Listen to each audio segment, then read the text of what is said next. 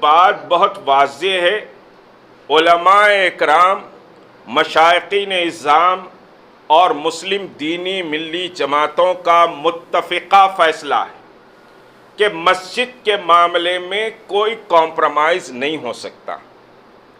مساجد وہیں تعمیر ہونی چاہیے، اس سے ہٹ کر کوئی بات ہم سمجھیے کہ نہیں سنیں گے۔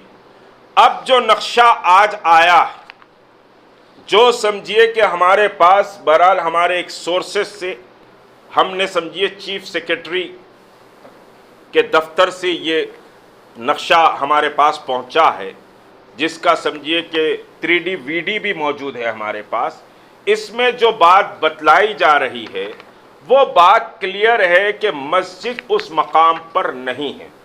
سیکریٹریٹ ٹوٹل 18 ایکڑ پر تعمیر ہو رہا ہے، جو آپریٹیو سمجھے کہ حصہ ہوگا سیکریٹریٹ کا، جو آفیسز ہوں گے وہ 18 ایکڑ پر تعمیر ہو رہے ہیں۔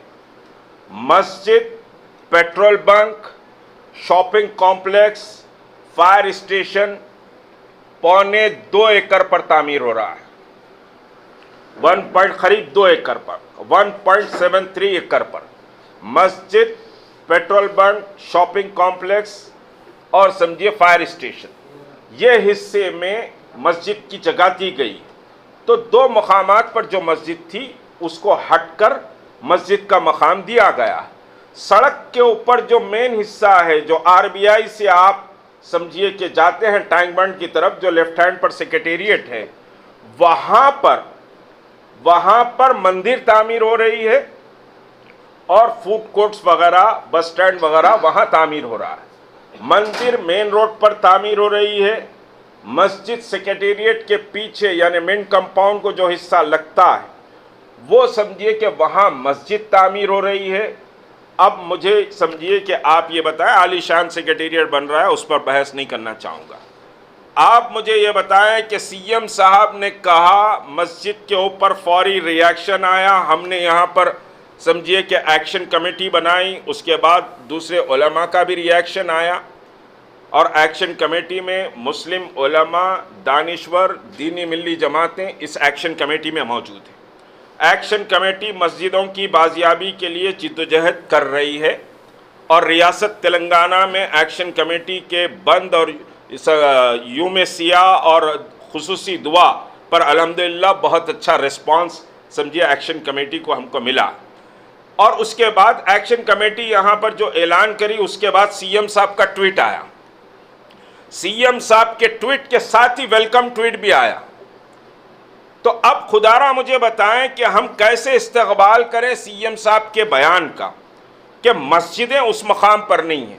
علماء و مفتیان اکرام نے یہ فیصلہ دیا شریعت کی روح سے کہ ایک بار مسجد بن جاتی ہے تو قیامت تک کے لیے وہ مقام پر مسجد رہتی ہے، مسجد تبدیل نہیں ہوگی، مسجد کی جگہ منتقل نہیں ہو سکتی۔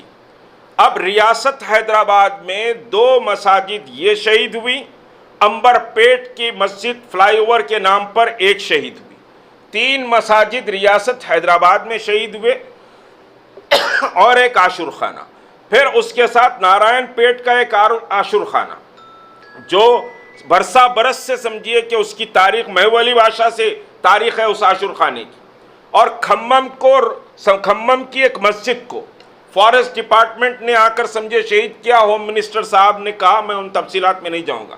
تو 4 مساجد، 2 عاشور خانے اس تیلگو TRS حکومت نے سمجھیے کہ صاحب منہدم کر دیے، جو ہمارے لیے ناقابل قبول ہے۔ مسجدیں اسی مقام پر تعمیر ہونی چاہیے۔ ٹھیک ہے، یہ پینڈیمک چل رہا ہے، کرونا چل رہا ہے، ہم سمجھیے کہ بہرحال جو احکامات ہیں اس کی ہم پاسداری کر رہے ہیں، لیکن مساجد کا مسئلہ آئے گا تو عوامی احتجاج سے بھی ہم گریز نہیں کریں گے، ہم خاموش نہیں بیٹھیں گے اس وقت تک جب تک کہ مساجد وہاں تعمیر نہ ہو جائیں، نمبر 1۔ نمبر 2 یہ کہ ہم مساجد کی شہادت کے فوری دوسرے دن ہم پولیس اتھارٹیز کو آلریڈی FIR کرنے کے لیے ایک کمپلین دے چکے ہیں، اس کا ایکنالجمنٹ بھی ہمارے پاس ہے۔ ہم اور جو مساجد شہید کیے گئے ہیں 1991 पार्लियामेंट एक्ट जो 15 अगस्त 1947 की तमाम इबादत गाहों का प्रोटेक्शन करता है, उस एक्ट की खिलाफ वर्जी की गई। ना वक्फ बोर्ड को बताया गया, ना उलमा को समझिए बताया गया कि साहब मस्जिद को गिरा रहे हैं, हम फिर वहीं बनाएंगे, और वहाँ तो बनाने का कोई इरादा भी नहीं है। इस नक्शे से ज़ाहिर है हुकूमत का नक्शा है, ये कोई हमारे घर में बना हुआ नक्शा नहीं है।